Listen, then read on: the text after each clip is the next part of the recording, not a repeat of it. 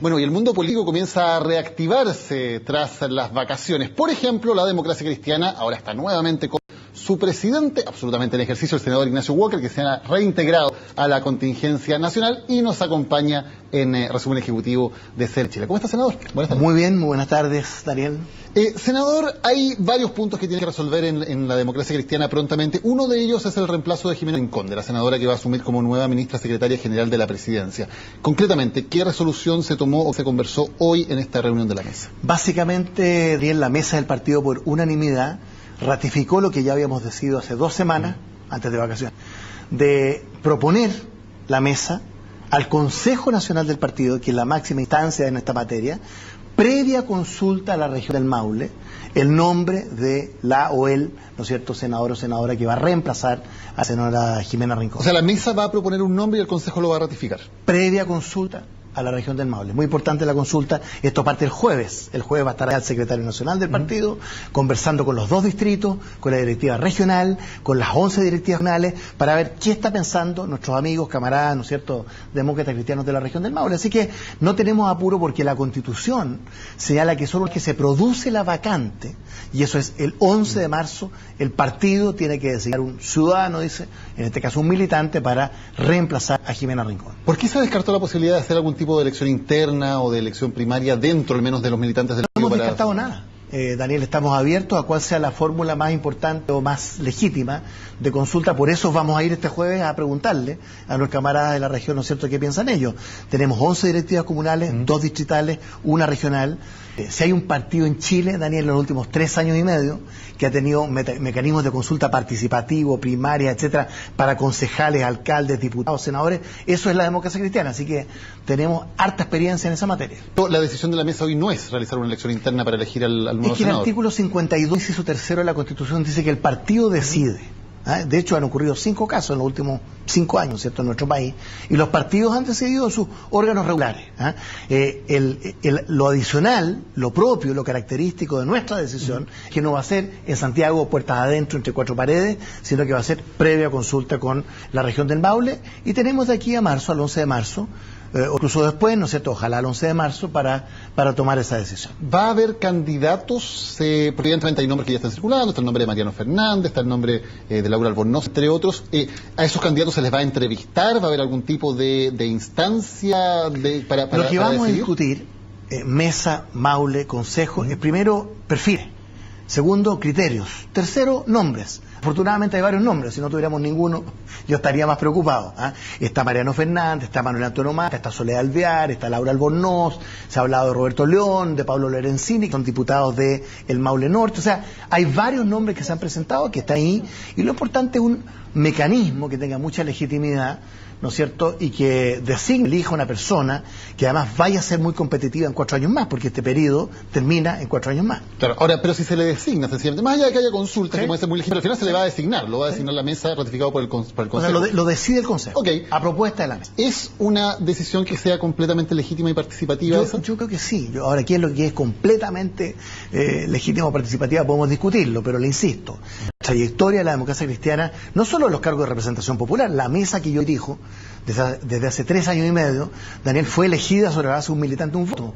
23.000 militantes. Tuvimos 70 primarias en el caso de los concejales, después 120 como nueva mayoría, etcétera, etcétera, etcétera. Entonces, la verdad que no vamos a tomar nuestro tiempo, no queremos tomar ninguna decisión apresurado. La gente en el Maule también está de vacaciones estos días, pero ya, por supuesto, hay mucho más movimiento, agitación allí, porque evidentemente quieren ser tomados en cuenta, pero créame que esa decisión va a tener toda la legitimidad que requiere una designación como esta, que es muy importante, obviamente. Estaba en Radio Cooperativa, Pablo Lorenzini decía que ya consideraba que no había tiempo para hacer unas elecciones, y en esa circunstancia decía, designen ya a Mariano Fernández. Bueno, es la opinión muy respetable de un diputado de la región del Maule Norte, Pablo Lorenzini. La verdad es que nosotros vamos a escuchar a todos. Daniel, no tenemos ninguna decisión tomada, aquí no hay cartas marcadas. No tenemos ninguna carta bajo la manga, no hay gato encerrado. Para decirlo con mucha claridad, y especialmente en mi rol de presidente del partido voy a procurar, ¿no es cierto?, para asegurar que esa persona designada, elegida, etcétera, tenga la mayor legitimidad o representatividad posible. Senador, más allá de este caso específico, el cargo de parlamentario, ¿debería ser un cargo irrenunciable? Yo creo que sí, esa es mi opinión, lo he expresado públicamente. Yo creo que en un régimen presidencial a diferencia de una forma de gobierno parlamentaria, ¿cuál es la característica del régimen presidencial? La separación de poderes. ¿Ah? No hablo de construir una muralla china, ¿no es cierto?, porque tiene que haber una cierta colaboración entre el Ejecutivo y el Legislativo. Yo soy partidario que un parlamentario electo no debiera ser, ¿no es cierto?, designado ministro. Hay países como Uruguay, como Brasil, como México, que tienen un sistema muy interesante, que usted cuando elige un parlamentario, elige al titular y elige al suplente simultáneamente. Entonces, en esos casos, por ejemplo, el presidente Fernando Henrique Cardoso era senador y fue designado ministro por Itamar Franco el año 93. Bueno, eso funciona muy bien porque ya hay un reemplazante producto de la expresión de la voluntad popular. Yo creo que ese tipo de mecanismos debiéramos considerarlos para eventualmente incorporarlos en nuestro sistema. Usted decía, creo que un parlamentario no debería ser asignado ministro. Me imagino, por lo tanto, que, más allá de que respete, obviamente, la decisión de la presidenta Bachelet, no la comparte de haber designado Mire, no, nosotros hemos apoyado todas las decisiones que ha tomado Michelle Bachelet. Esto es legal. Esto se legitimó con Carola Toá, acuérdense, en el primer gobierno de Michelle Bachelet. Después, en este gobierno del presidente Piñera, ha habido por lo menos 4 designaciones. Ese es otro problema, se fija que es como un senador designado, y los parlamentarios tienen que ser electos. Antes en Chile existían las elecciones complementarias, cuando se producía una vacante. En la Constitución del 80 y al principio era la persona que seguía en la lista. Bueno, las fórmulas la verdad que varían de país a país, pero yo creo que hay que tener un sistema en que si vamos a permitir que un parlamentario pueda ser ministro, la gente pueda, por ejemplo, elegir un titular y un suplente. Pero más allá de que evidentemente es una atribución de la presidenta y eso nadie lo discute, ¿usted hubiera preferido que se hubiera optado por otro nombre de la democracia cristiana, habiendo muchos nombres que obviamente no, están en el Congreso? Yo no objeto el nombre, o sea, Jimena Rincón, al contrario, la vamos a apoyar con todo, al igual que todos los ministros, que son 6. No por el hecho del nombre, sino por el hecho de ser una parlamentaria que tiene que estar su por eso le digo, pero es innominada, mi opinión, sí, claro, es general. Yo creo que es una mala práctica. ¿Es una mala práctica designar...? Sí, es mi opinión, yo lo he dicho públicamente, lo reitero con mucho respeto, pero la gente elige su parlamentario, ¿no? Y cuando se le designa al parlamentario ministro, y se cambia de poder legislativo a poder ejecutivo, la gente, dice, ¿y qué pasó con mi decisión? Yo creo que es una mala práctica, yo creo que es algo que no se condice con lo que es un sistema presidencial, y hay formas, como le digo, de salvar esta situación, pero el apoyo a Michelle Bachelet es total, el apoyo a Jimena Rincón es total, y por supuesto que respetamos esa decisión. Si a usted como senador lo llamara un presidente cualquiera para ser ministro, ¿usted le diría que no? Es que no quiero ponerme en ese caso hipotético tan difícil. Es una mala práctica, por eso le pregunto. Sí. Yo en principio, cóbreme la palabra algún día, uno nunca sabe. A mí no me gusta la práctica, al margen de quién sea la persona. ¿Pero usted es de los que cree que no se le puede decir que no a un presidente o que uno considera que hay un procedimiento que no es el adecuado? Yo creo que en un régimen presidencial como el nuestro, el presidente, que tiene la facultad exclusiva y privativa de designar a sus colaboradores, es una especie de árbitro de última instancia, es el que decide definitiva. Aquí incluso se ha hablado en Chile, al margen de la presidenta Bachelet, de un hiperpresidencialismo, de una presidencia imperial, de una monarquía presidencial. Aquí hay un régimen demasiado marcadamente presidencial. Ese es un problema, no es una gran virtud. Senador, ¿se exageró con el secretismo en la designación de las autoridades del gobierno de la presidenta Bachelet y eso provocó los problemas que estamos conociendo en el día de hoy? Puede ser, uno espera, ¿no es cierto?, una mejor relación con los partidos. Yo, por ejemplo, me enteré de los secretarios viendo la televisión. A diferencia de los ministros en que me llamó la presidenta Bachelet 15 minutos antes, o de los intendentes que me llamó el ministro designado Peñalillo 5 minutos antes. Yo creo que esto hay que hacer un poco más de colaboración, de cooperación, de complicidad, también de respeto, ¿no es cierto?, por los partidos políticos, mal que mal, Daniel, los partidos políticos somos la base de apoyo político de cualquier gobierno. Y yo creo que Michelle Bachelet entiende perfectamente eso. Aquí ha habido mucha conversación previa. Yo he conversado con ella varias veces, de criterios, de nombres, pero ella decide, por supuesto, en última instancia. Debiera haber una cosa un poquito más equilibrada, en un doble sentido, entre Ejecutivo y Legislativo, ¿no es cierto?, y entre presidente y partidos políticos. ¿Pero faltó más respeto a partidos en esta No, yo no creo que haya habido una falta de respeto, no, yo creo que eso es una exageración, no he querido decir eso. Pero debiéramos mejorar y perfeccionar las formas de la política, las prácticas de la política, que es muy importante. Y más los partidos queremos sentirnos considerados como corresponde. ¿Y no se han sentido considerados? No, sí, hemos sido considerados. Pero este es un tema más estructural y sistémico. El tema de los parlamentarios que son designados ministros. A mí no me gusta, creo que es una mala práctica. En el caso de su partido, los ministros, subsecretarios e intendentes que fueron designados, ¿todos ellos habían sido propuestos por la democracia cristiana? Casi todos, ¿no es cierto? El caso de Jimena Rincón fue una sorpresa porque ella era parlamentaria. O sea, nunca consideramos su nombre no por una ofensa contra ella, sino que era parlamentaria, entonces no estuvo ni en nuestra imaginación, ni en nuestros cálculos, que la presidenta hubiese tenido en mente, ¿no es cierto?, designar un parlamentario. Fue la excepción. Los demás nombres, evidentemente que entre muchos otros nombres, fueron nombres que pensamos y conversamos y consensuamos, porque la mesa que yo dirijo, son 11 personas, tiene mayoría y tiene minoría. Y yo quiero decirle, Daniel, porque es bueno que la gente lo sepa, en los 3 años y medio que yo llevo presidente del Partido Demócrata Cristiano, nunca ha habido una decisión de mayoría y minoría. Siempre ha sido una decisión de consenso, ¿eh?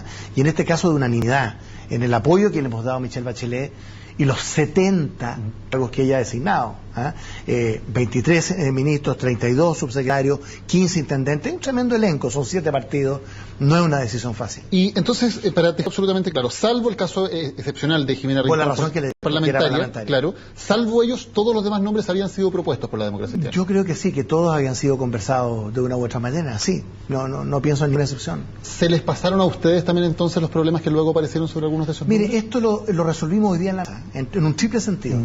Primero dijimos, mire, aquí hay una responsabilidad personal.